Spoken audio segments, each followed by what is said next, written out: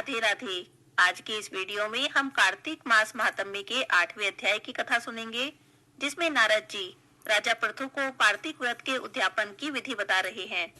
नारद जी कहते हैं, हे राजन, अब मैं आपसे कार्तिक व्रत के उद्यापन का वर्णन करता हूँ, जो सब पापों का नाश करने वाला है। व्रत का पालन करने वाला मनुष्य कार्तिक शुक्ल चतुर्दशी को व्रत की पूर्ति और भगवान विष्णु की प्रसन्नता के लिए व्रत का उद्यापन करे। तुलसी के ऊपर एक सुंदर मंडप बनाए, उसे केले के खंभों से संयुक्त करके नाना प्रकार की धातुओं से उसकी विचित्र शोभा बढ़ाए। मंडप के चारों ओर दीपकों की श्रेणी सुंदर ढंग से सजाकर रखे। उस मंडप में सुंदर बंदरवारों से सुशोभित 4 दरवाजे बनाए और उन्हें फूलों से और चंवर से सुसज्जित करे। द्वारों पर पृथक पृथक मिट्टी के द्वारपाल बनाकर उनकी पूजा करे। उनके नाम इस प्रकार से हैं: जय, विजय, चंड, प्रचंड, नंद, सुनंदन, कुमुद और कुमुदाक्ष। उन्हीं चारों दरवाजों पर 2-2 क्रम से स्थापित करके भक्ति से उनका पूजन करे। तुलसी की जड़ के समीप 4 रंगों से सुशोभित सर्वतो भद्र मंडप बनावे और उसके ऊपर पूर्ण पत्र और पंचरत्न से युक्त कलश की स्थापना करे। कलश के ऊपर शंख, चक्र, गदाधारी भगवान विष्णु का पूजन करे। भक्ति से उस तिथि में उपवास करे और रात्रि में गीत, वाद्य, कीर्तन आदि मंगलमय आयोजनों के साथ जागरण करे। जो भगवान विष्णु के लिए जागरण करते समय भक्ति पूर्वक भगवत संबंधी पदों का गान करते हैं, वे सैकड़ों जन्मों की पाप राशि से मुक्त हो जाते हैं। जो मनुष्य भगवान के निमित्त जागरण करके रात्रि भर भगवान का कीर्तन करते हैं, उनको असंख्य गोदान का फल प्राप्त होता है। जो मनुष्य भगवान की मूर्ति के सामने नृत्य गान करते हैं, उनके अनेक जन्मों के एकत्रित पाप नष्ट हो जाते हैं। जो भगवान के सामने बैठकर कीर्तन करते हैं, बंसी आदि बजाकर भगवत भक्तों को प्रसन्न करते हैं और भक्ति से रात्रि भर जागरण करते हैं, उन्हें करोड़ों तीर्थ करने का फल प्राप्त होता है। उसके बाद पूर्णमासी में एक सपत्नीक ब्राह्मण को निमंत्रित करें। प्रातःकाल स्नान और देव पूजन करके वेदी पर अग्नि की स्थापना करें और भगवान की प्रीति के लिए तिल और खीर की आहुति दें। होम की शेष विधि पूरी करके भक्ति पूर्वक ब्राह्मणों का पूजन करें, उन्हें यथाशक्ति दक्षिणा दें और फिर उनसे क्षमा प्रार्थना करें और कहें कि आप सब लोगों की अनुकंपा से मुझ पर भगवान सदैव प्रसन्न रहें। इस व्रत को करने से मेरे 7 जन्मों के किए सभी पाप नष्ट हो जाएं और मेरी संतान चिरंजीवी हो। इस पूजा के द्वारा मेरी सभी मनोकामनाएं पूरी हो। मेरी मृत्यु के बाद मुझे अतिशय दुर्लभ विष्णु लोक की प्राप्ति हो। पूजा की समस्त वस्तुओं के साथ गाय भी गुरु को दान में दे दें।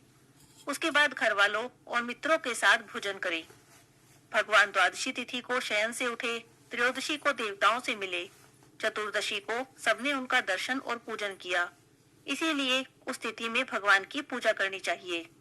गुरु की आज्ञा से भगवान विष्णु की स्वर्णमय प्रतिमा का पूजन करें।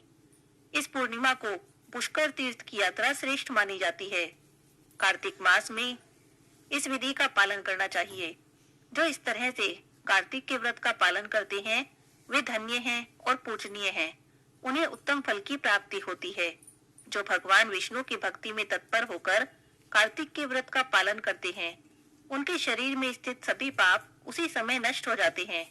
जो श्रद्धा से कार्तिक के व्रत का उद्यापन करते हैं, कार्तिक के व्रत के उद्यापन का मातम्य सुनते हैं अथवा दूसरों को सुनाते हैं, उन्हें भगवान विष्णु की सायुज्य मुक्ति प्राप्त होती है। बोलिए विष्णु भगवान की जय हो। यहाँ पर कार्तिक मास महात्म्य के 8वें अध्याय की कथा समाप्त होती है। धर्मराज जी की कहानी। एक बुढ़िया माई थी, बहुत व्रत पूजा करती थी, व्रत नियम रखती थी। बुढ़िया माई की मृत्यु हुई तो भगवान के घर से यमदूत लेने आए। बुढ़िया माई यमदूतों के साथ चली गई। थोड़ी दूर चली तो आगे गहरी नदी बह रही थी। बुढ़िया माई उस नदी में डूबने लगी। तब दूतों ने पूछा, माई गाय दान की है क्या? तब बुढ़िया माई ने मन में गाय का ध्यान किया तो गाय माता वहां पर उपस्थित हो गई। गाय की पूंछ पकड़कर बुढ़िया माई नदी पार हो गई। थोड़ी दूर आगे चली तो काले कुत्ते खाने को दौड़े। तब दूतों ने पूछा, माई कुत्ते को रोटी दी है क्या? तब बुढ़िया माई ने कुत्ते का ध्यान किया तो कुत्ते वहां से चले गए। थोड़ी दूर आगे चली तो काले कौवे बुढ़िया माई को चोंच मारने लगे। तब दूत बोले कि ब्राह्मण की बेटी को सिर में तेल लगाने को दिया है कि नहीं।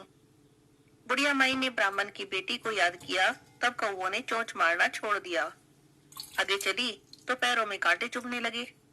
तब दूतों ने कहा, हे माई, तूने कभी चप्पल दान की है क्या? जब बुढ़िया माई ने अपना दान याद किया तो उसके पैरों में चप्पल आ गई।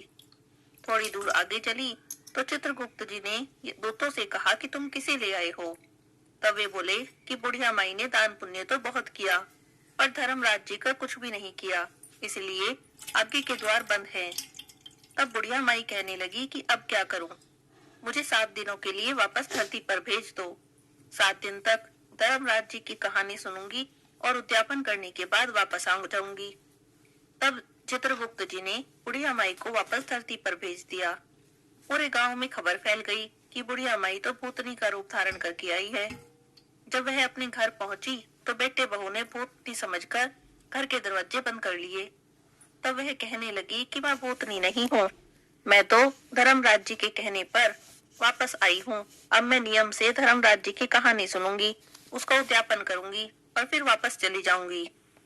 उसकी बात सुनकर बेटे ने उद्यापन की, पूजा की सारी सामग्री उसे लाकर दे दी। सबने कहानी सुनी, लेकिन हुंकारा किसी ने भी नहीं भरा। तब बुढ़िया माई पड़ोसन के पास गई और उससे अपनी कहानी सुनने को कहने लगी। पड़ोसन ने उसकी कहानी भी सुनी और हुंकारा भी भर दिया। बुढ़िया माई ने 7 दिन तक धर्मराज जी की कहानी कही और उसका उद्यापन किया, सभी सामान को दान कर दिया। तब धर्मराज जी ने बुढ़िया माई के लिए धरती पर विमान भेजा। विमान देखकर तो सभी गांव वाले